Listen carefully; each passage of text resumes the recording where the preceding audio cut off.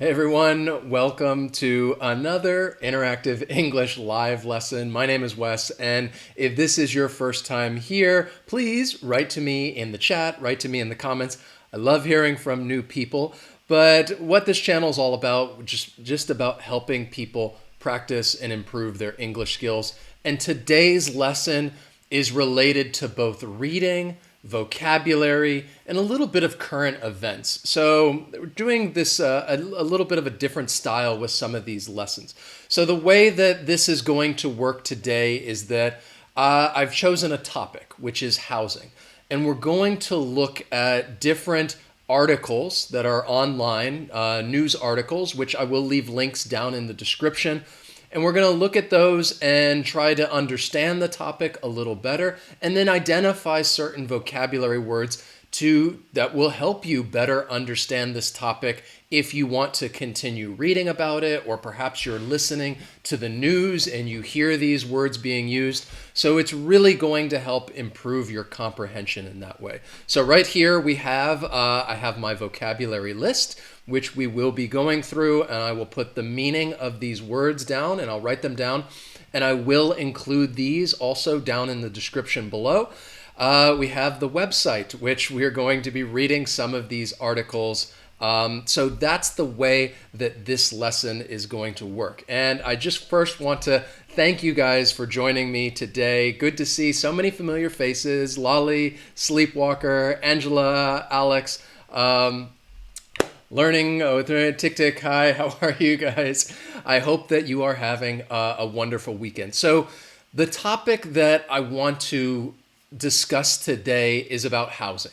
Now, it's not something we're going to look at housing as a result of things that are happening because of the COVID-19 virus, and the effects that it's having economically and what's that doing. So this is not going to be, it's information that's very important. It's stuff that you may hear people talking about on the news in your country because it's affecting everyone, but it's not something that's it's not very positive. But it is something that's important, and I think we need to discuss it. So all of these articles are related to housing, connected to what's going on with the virus and the economy and how this is affecting certain people.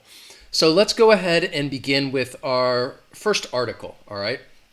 And the name of that article is, it's the next pandemic threat to the economy, a wave of evictions.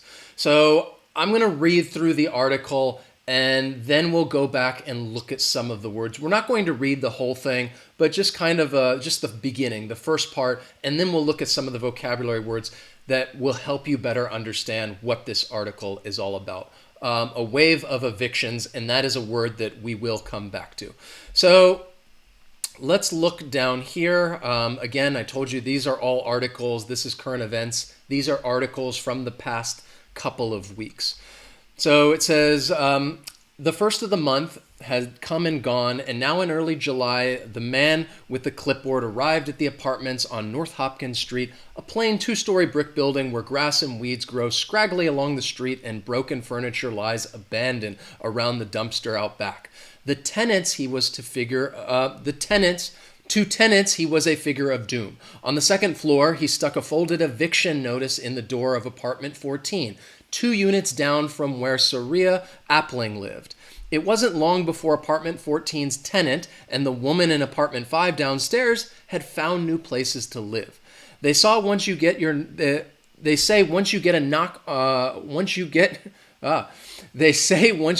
door knocked on by the man with the clipboard, you might as well leave, says Miss Appling, a public school janitor who has been out of work since March and worries she might be next. Her worries are increasingly shared by renters across the nation. For several months during the coronavirus pandemic, a combination of tenant grit, landlord forbearance, and federal aid has helped people stay in their homes. State and local bans on evictions have in many cases offered new reprieve. Now those eviction bans are phasing out along with key government support for unemployed workers. With the economy far from recovered, some of the steepest declines in income have been faced by low-income renters like Miss Appling. By some estimates, the United States could see more than 11 million households evicted in the next month. So again, this is an article about something that's happening in the United States, but I think this is happening around the world as well. So I want to look at the first word right there. It's kind of in the title. It's talking about a new wave of eviction and what that word means. So if you're talking about, where is it? Let's go talk about these two words right here. A tenant, when it was saying that the tenants are worried about this man with the clipboard. A tenant is just a person who lives, typically they're rents a place to live, such as an apartment. So most of the time when people talk about tenants, I think they're referring to people who are renting in an apartment building. And you just call those people the tenants. In eviction notice, they talked about those where somebody gets an eviction notice. Eviction is when people are forced to leave the apartment. All right?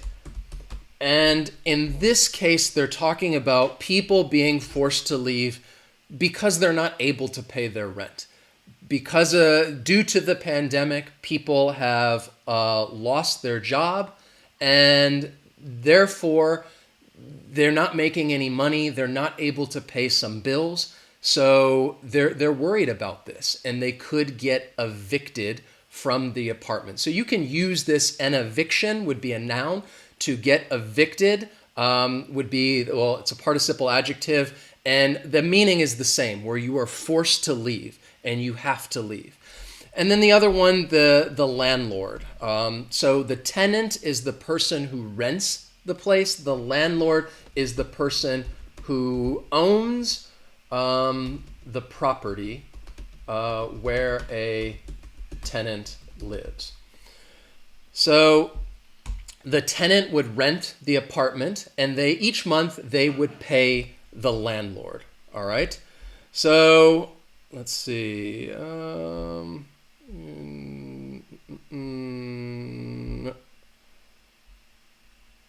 Okay. So each month they would pay this landlord, and therefore that's their relationship. You have the tenant, and then you have the landlord. Now I want to continue on because basically right here it was saying that so far after this, people had gotten, wait a second, got to switch back through many of these. All right, let's go back to the site. So people, their worries are increasing. Her worries are increasing, shared by renters across the nation for several months. During the coronavirus pandemic, a combination of tenant grit, landlord forbearance, and federal aid has helped people stay in their home. So basically, you've had this situation hit, and part of the reason they've been able to stay in them is landlord forbearance. So the landlord is the person you pay. Forbearance, which is the other word that I wanted to talk to you guys about. So let's go back over to our vocabulary list. Where is it? So forbearance is when you do not have to pay for something, or the payment is delayed. So when you have forbearance, it's often talking about money, and because of some situation, you don't have to pay then. You can pay later. And they say, we'll give you forbearance. Another example, I think in the United States, it's very common that people have student loans. So for example, people have student loans, and therefore they might get forbearance right now. And that means they don't have to pay. They don't have to pay right now. the money for the student loan. They are getting forbearance and they don't have to pay at this point. So again, a couple more that I want to talk about: ban and reprieve. So let's go over back to the website and find those words. Okay, so it says now those eviction bans are phasing out, which means if something is phasing out, it's going away. And a ban is just talking about you can't do it. So when this happened, basically the landlords were told you cannot evict anybody. There is a ban. You cannot evict anybody, but that's going away. So they're phasing that out, and people are really worried about that because they say, where is it? I wanted to look at that number. Some of the steepest declines have been fading, and these people may get evicted. This is saying that they offered these people some reprieve. Let's look at those words that I want to talk about right here. Boom. Okay. So a ban is when you are not allowed to do something. So in this case, they banned landlords from evicting the tenants. And this, for the tenants, this was a reprieve. A reprieve is talking about help or assistance to make a situation, I'd say, easier, or easier to deal with, easier to handle. So you have this difficult situation as a tenant, and they give you this, there was this forbearance. They didn't have to pay, and that was a reprieve. All right, so these are good words that I think that you can use, that you will hear if you're talking about, if you're reading an article about housing, when talking about eviction, landlord, forbearance. These are words that you may come across if you're reading some other articles. So let's look at another article right here, and then we're going to end on a positive note, I promise you. All right, and the next article, titled right here, again, it's this is outside of the United States, but something that's happening around the world. All right. I'm sorry I'm not able to get into the chat as much and look at some of the comments and stuff. I have removed some people, like, because they're just not here to learn. So I am looking at it in that regard and just getting those people out of here. Because this, again, it's all about learning English. That is why you guys are here. So let's look at the next article, which is titled, wait a second, let me go over here. 1 billion people fear losing their home, according to a new poll. So a lot of people, because of this, are worried about losing their home, or maybe they're renting. They're worried about evictions, like we just talked about. So again, I'm going to read some of it, and then we'll go back and look at a few words and identify their meaning, which I hope will help with your comprehension. So let's look. It says, I'm going to start with almost. Almost 1 billion people around the world fear losing their home or land within 5 years, with owners and tenants in Burkina Faso and the Philippines the most concerned. A survey of 140 nations showed on Wednesday. About 1 in 5 adults, 19%, worry that their housing, fields, and other land could be taken away from them in the near future, hampering their ability to invest or plan, according to the Prindex Global Poverty Rights Index. I'm going to move down. Land and housing insecurity is a huge issue hiding in plain sight, said Malcolm Childress, executive director of the Global Land Alliance, a Washington-based think tank that compiles the index with the British Overseas Development Institute. Tenure security is important for individual decision-making and has knock-on effects on what people do with their assets, whether they send their kids to school or invest in better crops, he told the Thomas Reuters Foundation. A lack of formal documentation and poor implementation of land laws threaten tenure in many countries, experts say, with more than 5 billion people lacking proof of ownership, according to the Lima-based Institute for Liberty and Democracy. People in the Philippines and Burkina Faso Fassau reported the highest levels of concern, with nearly half the respondents, 48 to 44%, fearing their homes could be taken away. That compared with Singapore and Rwanda, which had the lowest rate of concern in the same two regions, with 4% and 8% respectively. It's not surprising, given the unrest, both Burkina and the Philippines, that expressed levels of insecurity are rising, said Carol Bordeaux, Chief Program Officer of land rights charity Landsea. Violent conflict displaces many people, and those left, as well as powerful actors, take advantage to seize properties, she said in emailed comments. So this is, again, I will leave a link to these articles down below. This is one talking about a concern happening all around the world, specifically in those two countries, Burkina Faso and the Philippines, that are concerned with this situation of losing their land. So where is it? Right here. So the vocabulary words that I want to talk to you were about hamper, to hamper something, tenure, land rights, and seize. So in the article, let's look at, where's that first one? Hamper. All right. So if we go back to the article, it's talking about they fear losing their homes and land within 5 years. They're talking about owners and tenants. We just talked about tenants, like people that would be renting. And they feel that if their land is taken away, that might hamper their ability to plan or invest. So if you're talking about hampering something, it refers to, let's go over here and we'll write that down. To hamper means to, I'd say, to make it more difficult for something to happen or occur. I'm giving you my definition pretty much off the top of my head. I will use Cambridge Online Dictionary if I want to look up one of these words, which I would encourage you to do as well.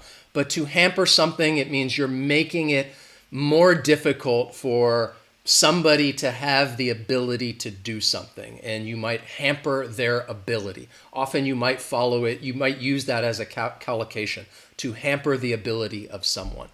If we're talking about tenure, all right, just to kind of show you guys, we can go back to the website, because I always leave Cambridge open here, and I do. This is probably my website of choice. Tenure, and I throw that in there. It's easy to look up the meaning of these words. It says, being the legal owner of land, a job, or an official public position of a period of time of which you own it. So in this case, we're talking about land, so it's like being the legal owner of land, and they're talking about somebody's tenure. So I'll go back over here to our vocabulary document and talking about tenure, the legal ownership of land. All right. And I think they're talking more referring to like the period of time. All right. That this is able to happen. Land rights. It says this was definitely a concern with land rights. And when you're talking about land rights, it's basically talking about land ownership. All right, land rights. And you may hear the reason why I identified this one, because you may hear people talk about land rights. Who is the owner of the land? Or water rights. Who is the owner of this river or this lake? Who owns this property? Now, don't confuse that with the other meaning of rights if people talk about women's rights, because that refers to right in that sense is talking about some sense of social equality, that you want equality, you want things to be fair. So when you talk about women's rights or the rights of a certain group of people, the rights of minorities, in that case, they're talking about social equality. But in this case, land rights, water rights, it refers to ownership. And at the end of the article, they said they're worried about the property being seized. And to seize something means to take something by force. All right. When property is seized, I'll remove this down here. When property is seized, it means that somebody is taking it by force. They're just taking it from somebody and they seize the property. All right, so this is, again, another article. I'll link it down below, but it refers to the situation that's happening at this time. Now, let's look at I have one more article for you, all right? The last article, and I wanted to end on a more positive note, all right? Because even in times when people are, experiencing difficult situations, they're having trouble, I often like to think others try to step up and work hard to make things better. So I wanted to highlight an organization that I have worked with in the past, and there was an article about them written right here. So let's look at this article. It's talking about, Habitat for Humanity joined by major partners to launch Homes, Communities, Hope Plus You, a global campaign to help communities build back from COVID-19. And this is what I want to talk about, Habitat for Humanity. So let's look at the article. And again, I'm going to try and, let me zoom in for you to hopefully make it a little easier to see. Okay, I'll read some of it. We're just going to read a little bit of it, and then we'll pick out some words and go over the vocabulary. So it says, as people around the world continue to grapple with the public health crisis and the economic impact of COVID-19, the importance of a safe and decent place to call home has rarely been more pronounced. All right, down here. Since 1976, Habitat for Humanity has helped families around the world secure safe, affordable, and decent housing, build community, and forge a path toward greater stability. Now, in challenging times, Habitat is confronting the global housing need that has grown exponentially over the past months through its first-of-its-kind Homes, Communities, Hope Plus You global campaign. The multi-million-dollar campaign led by Atlanta-based Habitat for Humanity International and executed by hundreds of federated habitat organizations across the United States and around the world will raise funds to address housing issues that have been exposed and exacerbated by the COVID-19 pandemic. The housing crisis is not new, but the economic fallout caused by the COVID-19 pandemic has made it much worse, said Jonathan Reckford, CEO of Habitat for Humanity International. Millions of people in unhealthy and overcrowded living conditions are more susceptible to the virus, and millions of others are now facing impossible decisions between paying their housing or keeping food on the table. We know the impacts of COVID-19 are being felt most by those who can afford it least. We know the disparate impact the pandemic has on communities of color, communities already suffering as a result of systemic racism that has too often played out in housing policy. Homes, Communities, Hope You Plus will enable Habitat continue critical work that we do best, enabling families and communities to become stronger through safe, affordable, and decent housing. So again, this is a good organization. I've worked with them in the past. Therefore, I wanted to highlight it. So let's go back and look at some of the vocabulary words from the very beginning. And it's talking about people around the world. I want to highlight these first two. It says, the world continue to grapple with the public health crisis. So they're trying to grapple with this crisis, which means that they're dealing with it as best as they can. So when you are grappling with something, you're trying to handle or manage it, and you're usually talking about a situation that is difficult, that is challenging, and you're trying to make the best out of this bad situation, and you're trying to grapple with it. And it says that the importance of a safe and decent place to call home has rarely been more pronounced. I want to talk about this word because if you say that something is pronounced, it means that it is very important at this point. It's very important that we need to acknowledge it. Because typically when people think about pronouncing something, like they think of pronunciation, the way you speak, the way you say certain words or phrases. But if you say something is pronounced, it means that it is definitely noticeable. It's easy to see that something is pronounced, and typically in this case they're talking about a big problem. So I want to go over here because just to make sure, perhaps there's a little easier meaning, to grapple with. To grapple with something, yeah, so it means to hold on to someone and fight with them.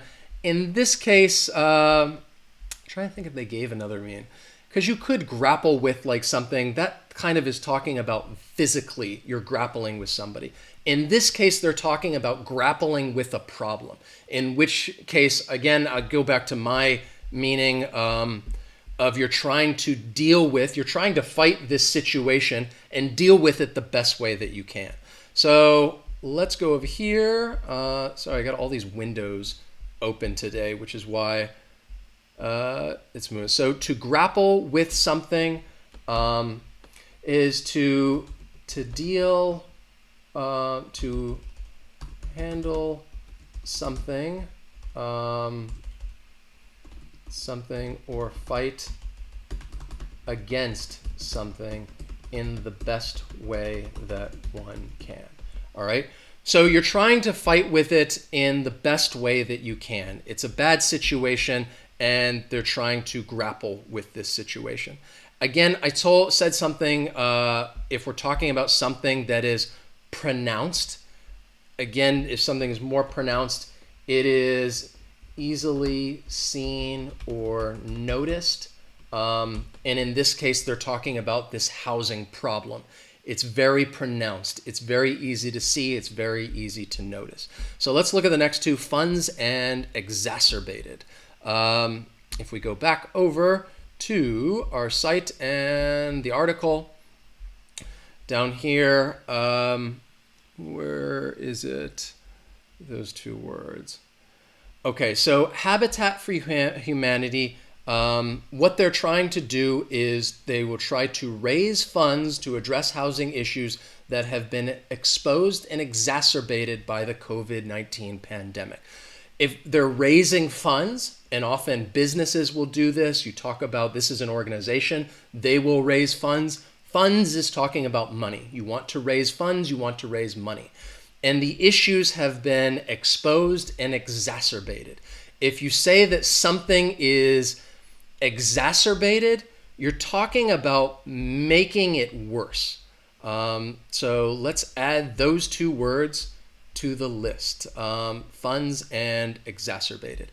So they're trying, again, in the article it said Habitat's trying to raise funds. They're trying to raise money. And if something, this situation has been exacerbated, it's talking about a situation that has become worse, all right? Something is getting worse and worse. You could say that it is exacerbated. It has exacerbated this situation. It's getting worse. It's become worse. The next slur is fallout, susceptible, disparate. Let's go back over to our article and find where those words are. So I said right here, it said millions of people in an unhealthy and overcrowded living conditions are more susceptible to the virus. All right, so if somebody is susceptible to something, it means they can easily get it. So they are more susceptible to getting the virus, but also to feeling the effects of the virus.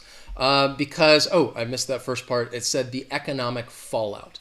If we're talking in this case, you might hear these two words used together. So instead, fallout is basically talking about that the economy has gone down very quickly, very fast. There has been a fallout.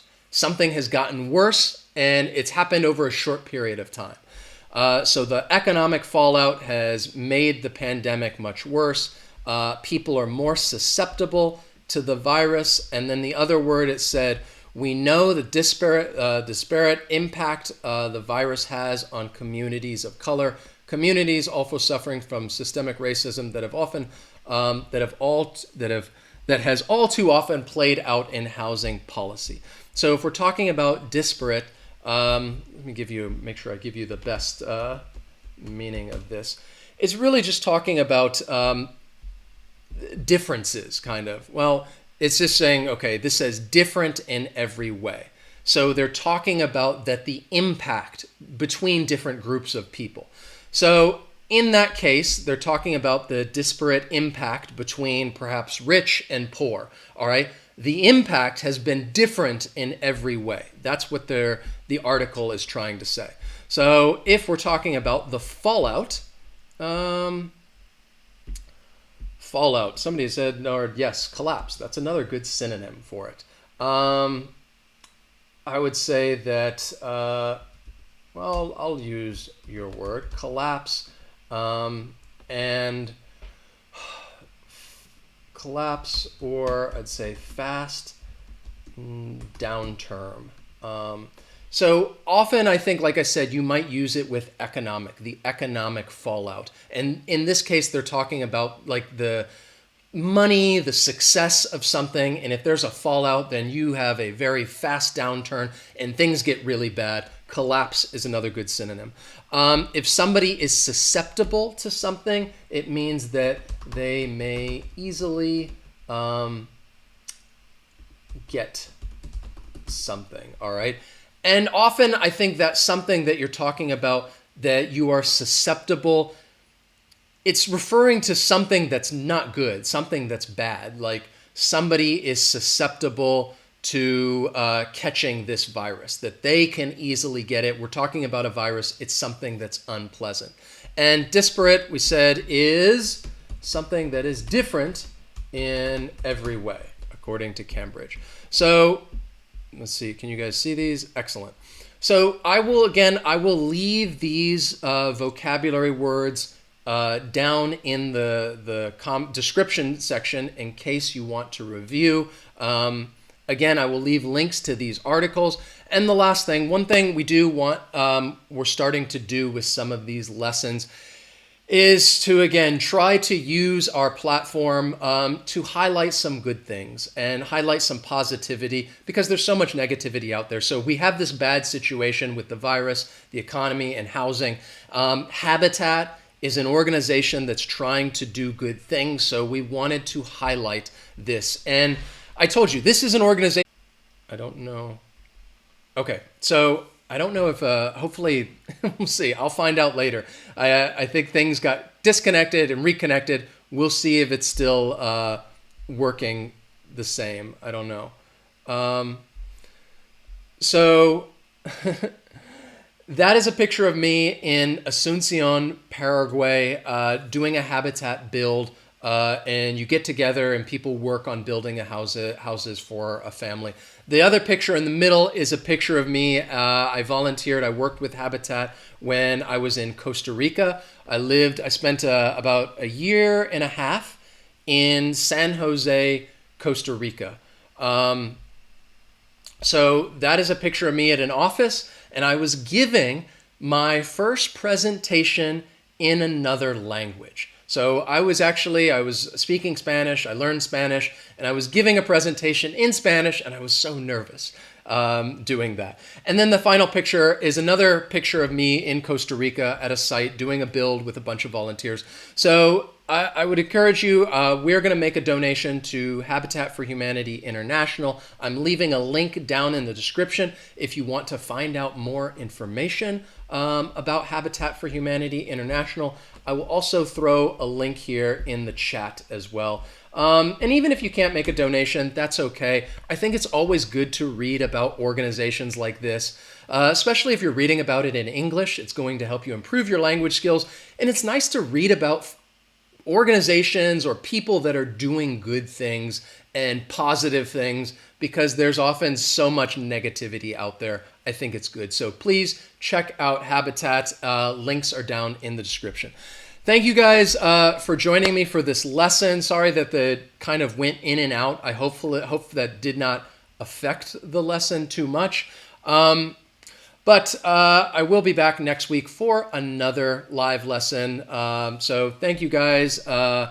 Mariana, Lali, Yasmina, Pachu, Angela, just give some quick shout outs at the end. Luciana, sorry I couldn't make a little more conversation with this lesson. I have so many screens open right now going back and forth between the websites and the vocabulary page. But this is something I want to do from time to time, is talk about some current events, build your vocabulary.